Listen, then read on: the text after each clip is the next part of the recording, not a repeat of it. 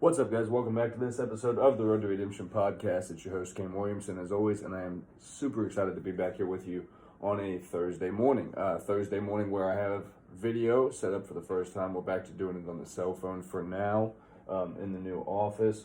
This is where I'm broadcasting out of. I got to work early today so that way I could make sure I got to talk to you guys. I know I'm running late. I usually do these on Sundays. I'm getting them in as I can, and I'm trying to do my absolute best to get one in every single week. I had my phone, and guess what? Right before the episode, my phone's recording. Look at that. Way to start a Thursday off. Logistical changes cause for logistical confusion. We're overcoming.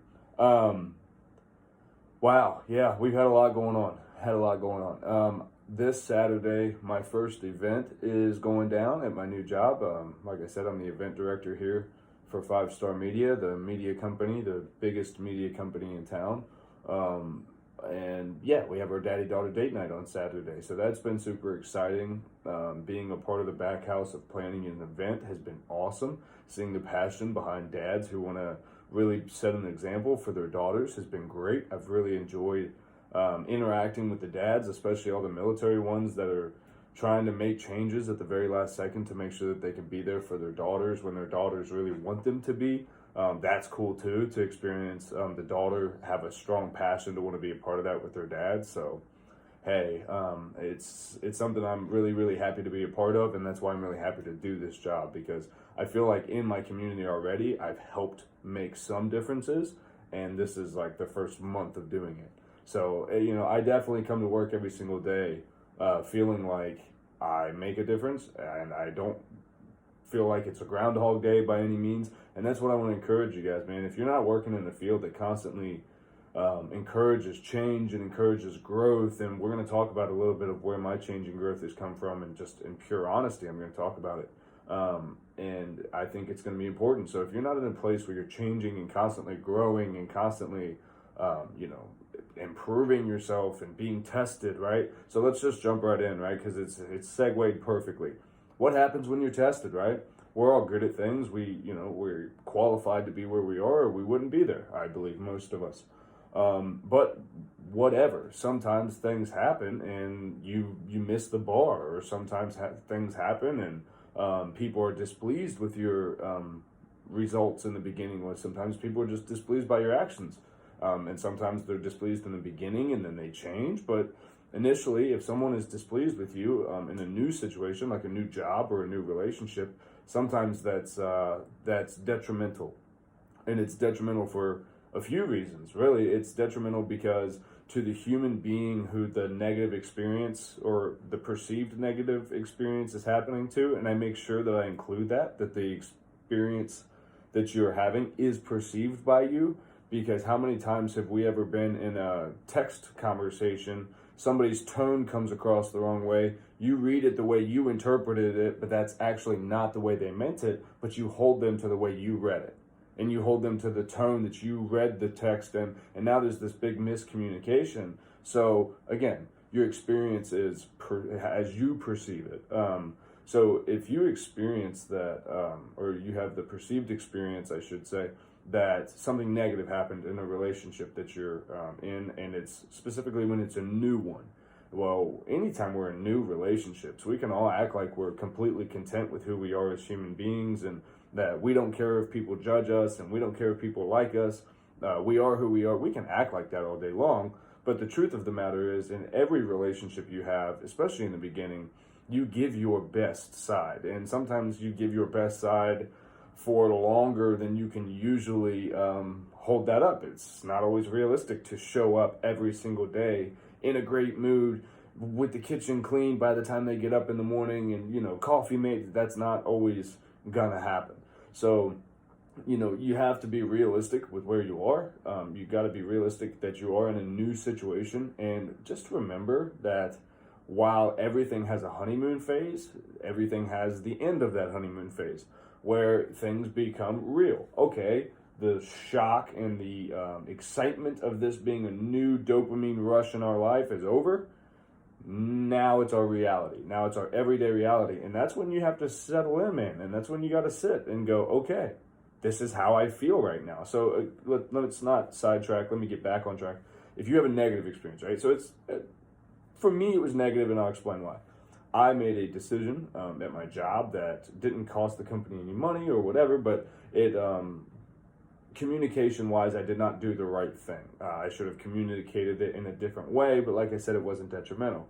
I felt very poorly about that. As a new employee, I felt like I had made a huge mistake. I felt like I had failed my new coworkers, my boss. I feel like I had stepped out of line. I feel like, and I started a journal process where I journal every single day at the end of my day to talk about, okay, this is what happened. This is how I felt. This is how I reacted. So on that day, I was so upset I couldn't even journal, and that's what I wrote. I just wrote, hey, I'm so upset today. I just don't want to say anything, but I'll follow up tomorrow. And the next day, I had a whole night and a whole morning to kind of work through how I felt, and I just wrote very honestly. I said, these are the feelings I feel right now. Fear. I'm scared that this one mistake is going to cause them to, rethink their decision of hiring me, or that this what I've done is going to make them go, oh my gosh, we can't trust this person, or whatever. None of those things happened, obviously. Inadequacy. Oh wow, that was the biggest one. So when I had feelings of inadequacy, I discovered this morning, when I just don't feel good enough, when I make a mistake, I automatically go, well, Cam, that's because you're not good enough to actually do this. That's why you made a mistake, because you're not good enough. And I really allow those things to just leech onto my brain like an earworm, man. And I've been trying not to. So the best way you can try not to is you got to get to the root of it and what causes it, and why is it there to begin with. So I started just thinking, man, okay, so when I get feelings of inadequacy, I feel what? I get angry, I get sad, I get defensive. I get, I start to create distance mentally. I start convincing myself that I don't want to be a part of that anyway. And it was really interesting, man, just because all stemmed from the one feeling of I felt inadequate in that moment in my position. And for a change, I didn't have an impulse to do anything big, right? I didn't have an impulse to reach out to anybody and try to rectify the situation or make my point clear, my intention clear. I didn't have an overwhelming desire to overthink about the situation. I knew what my intentions were, and I think I knew how I was actually being perceived, not how my mind was telling me I was being perceived. And, took the weekend, didn't say a word, did nothing, just went on about my life, honestly, just knowing that what I had done was for a good reason, and I think everyone saw that, and to try to get out of my own way and not ruin my own weekend, and I did that. And then Monday, I came into work, and everybody was happy, and everyone was happy to see me, and they were excellent energy, and they explained, hey, we weren't upset at all, just, hey, communication, no problem. And it was great, man, because it was really nice, because every time you take a new job, right, and it's just being honest, anytime you take a new job, they always kind of sell you on the idea man, it's a family here and we support each other. And I look, man, there's some people in this building that have been here for 20 plus years, and some of them, who haven't been here that long, they're getting that close. And you see, it really is a family, man. when people have, their kids have stuff, they go, and that's not a problem. Or when, when things come up in life, you're not held accountable to well, you're supposed to be here from 8 to 5, and if you're not here from 8 to 5, then we gotta have a talk. It's not like that, man. And it's very nice to have that deep breath of fresh air that, man, you can have a life and things can happen and you can have bad days. And we talk about our bad days here at work, and we talk about pushing through them. And it's just very honest and open communication. And that has been huge, massively huge for me. And I think in the workplace, it's so important. I think being able... And again, some places will call it open door policy. Some places will just call it communication, whatever you may want to call it. I think it's important that at any time an employee could walk into, at least a manager. I have the amazing privilege of, the president of the company and the general manager of the station is, a couple offices down, and she literally has her door open all the time. So I can go in and talk to her whenever I want, and she's very receptive to talking about your mental, because she understands sales and she knows how important that is. So that is huge. But I think if you work in a huge corporation where maybe your president or your general manager is not always in the office, or it's not necessarily appropriate to just go knock on their door and go, hey man, today I'm really whatever. I think it is important that if you don't have a manager in your front line that you can talk to about stuff like that, maybe when you're just off, or have someone like a mentor even that you go, man, this is just what happened today, and I want to be able to talk it out. I want to be able to think through it, so that way I don't think through it on my own and come to my own perceived experience. And I've talked about this, especially here recently on the podcast, if you gain another perspective, you realize that your reality between your two ears sometimes is a little flawed by past experiences. So this is the mental thumbtack I wanted to put in the conversation when I was talking about inadequacy, right? I noticed that when I started to feel inadequate because of the mistake I made, I started to revert back nostalgia-wise, musically, and entertainment-wise. I felt inadequate, and I went back to younger versions of myself. I noticed that I started listening to music that was of my past, and I was like, I remember that time in my life when I was really big into that. And I was like, during that time, I felt very inadequate. I had no idea who I was, and I just knew I wasn't good at the things that people I wanted attention from wanted me to be good at. And I knew during that time, I felt a lot like I did right now. And I said, brain, you tricky bitch. Like, it's, And that's stuff that I always want you guys to watch for, because I could have very easily let that self implode. And the self-explosion that was going on inside, I could have let that wreck everything by going off and going, no, you have to listen to me, and you got to understand, and like just a massive freak out or whatever. And it's like, it's one of those things where just with maturity, you learn, and again, I practice this now, but with maturity, you definitely learn that you can't force anything in this life. You can try.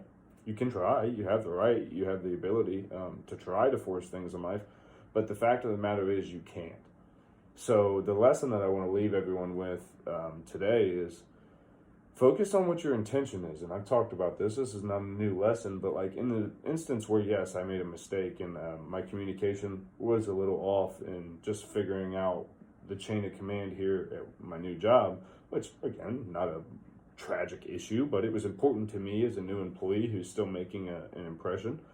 I know your intention, right? So if I had some ulterior motive in doing that, or had there been something sneaky about it, oh man, my ability to let that rest would have been impossible, because I don't care who you are, unless you're a complete psychopath, sociopath, whatever, narcissistic, whatever disorder you have, you can't just walk around and do malicious shit to people and still be able to walk around with a clean energy and a clear mind. You would feel some type of way about that, and you would know what your honest intention was that would not allow you to let that go.